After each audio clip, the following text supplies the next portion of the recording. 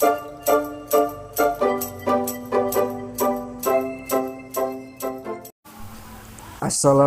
warahmatullahi wabarakatuh. Salam sejahtera untuk kita semua. Dan pada kali ini di bahasa Inggris modul 14 akan bertemakan dengan Once Upon a Time, di mana Once Upon a Time di sini membahas tentang naratif, yang mana naratif sendiri adalah jenis teks dalam bahasa Inggris yang menceritakan tentang rangkaian peristiwa kronologis yang saling terhubung. Tujuan dari teks ini adalah untuk menghibur pembaca tentang suatu kisah atau cerita. Dan dalam jenis-jenis naratif teks sendiri itu bisa fairy tale, misteri, science fiction, romance, horror, ataupun fabel dan lain sebagainya ya.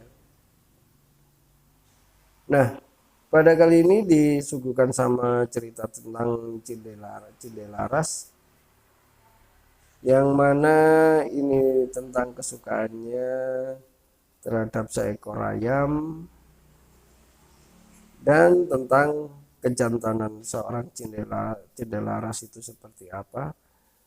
Nah, kita mempelajari naratif teks sendiri itu kita akan berhubungan dengan ciri-ciri teksnya ya, seperti menggunakan action verb dalam bentuk past tense, karena ini ceritanya tentang sesuatu yang lama ya, jadi pasti pakai past tense. Dan juga menggunakan noun tertentu untuk kata ganti orang, dan juga menggunakan konjunktif untuk mengurutkan kejadian-kejadian, atau menggunakan banyak konjunktif seperti or, and, dan lain sebagainya. Nah, di modul ini juga tak lupa ada vocabulary-nya juga, di mana vocabulary ini bisa dihafalkan ya, seperti kingdom itu apa, queen, concubine, personalities, envy, atau dan lain sebagainya, bisa dibaca sendiri di vocabulary-nya ini. Dan di naratif yang kedua ini tentang bawang merah, bawang putih ya kayaknya ya. Bawang merah, bawang putih. Kita sekilas juga tahu tentang bawang merah, bawang putih itu ceritanya seperti apa. Bisa dilihat bahwa di sini juga ada sebuah gambar yang masing-masing di sini tentang fairy tale ataupun fable. Di sini ada Beauty and the Beast, ada apa, kancil dan lain sebagainya. Di vocabulary-nya sendiri jangan lupa untuk dihafalkan ya, untuk di vocabulary-nya ini. Dan untuk naratif sendiri nanti saya kasih materinya secara tertulis biar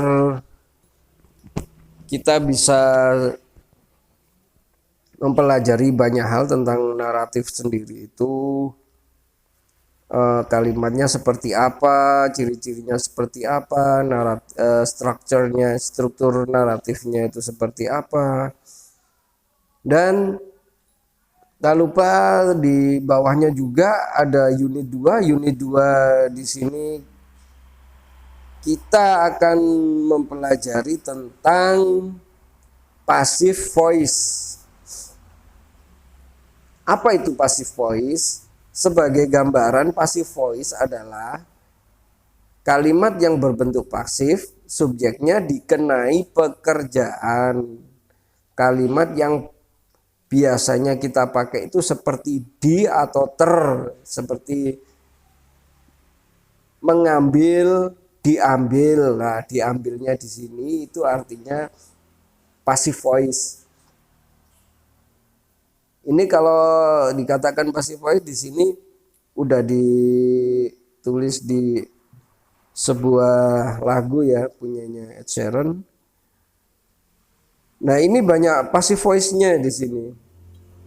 Kenapa? Karena di passive voice di sini itu memakai simple present tense, present continuous, future tense atau future perfect dan lain sebagainya.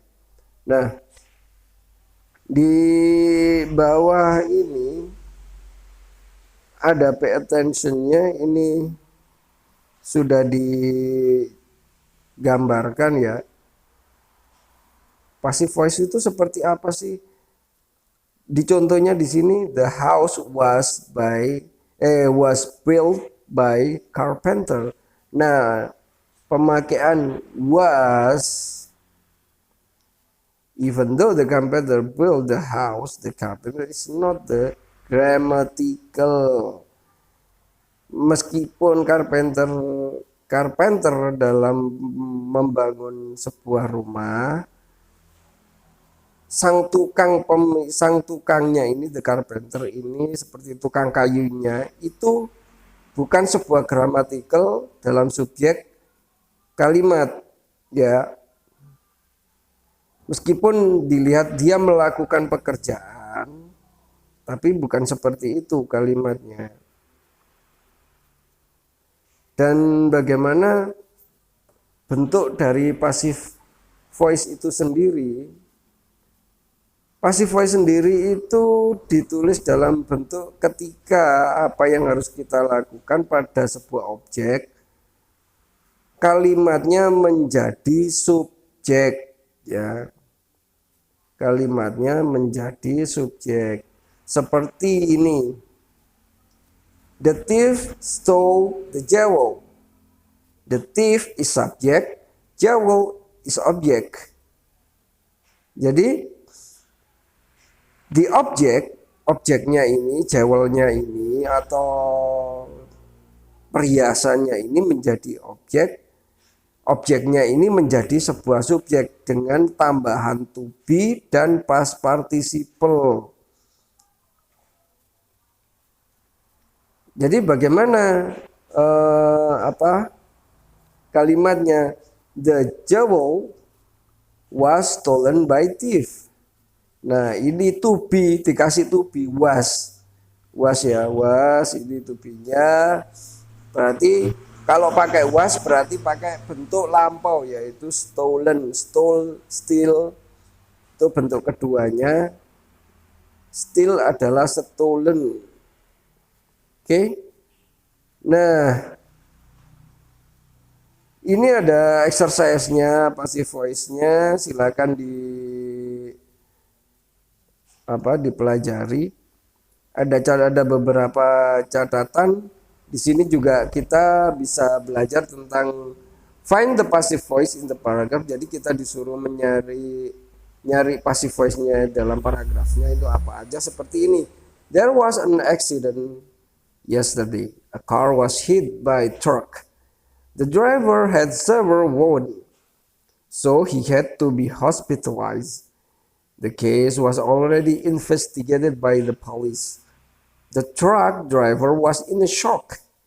He was taken to the police station while the car driver was sent to the hospital. Jadi passive voice-nya apa? Di sini seperti driver had severe wound. Terus he had to be hospitalized. Ya. Already investigated by the driver was in the shock. He was taken to police. Ya. Seperti itu. Nanti kita pelajari yang passive voice-nya itu seperti apa. Nanti saya kasih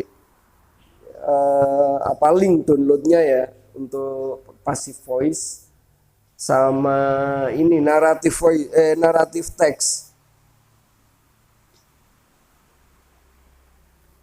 Oke, di sini ada di grammar zone, di sini sudah pasti kita membahas tentang passive voice. Passive voice itu dibentuk dari grammar apa aja ya. Passive voice bisa dari simple present, present continuous, simple past, past continuous, present perfect, past perfect, dan lain sebagainya.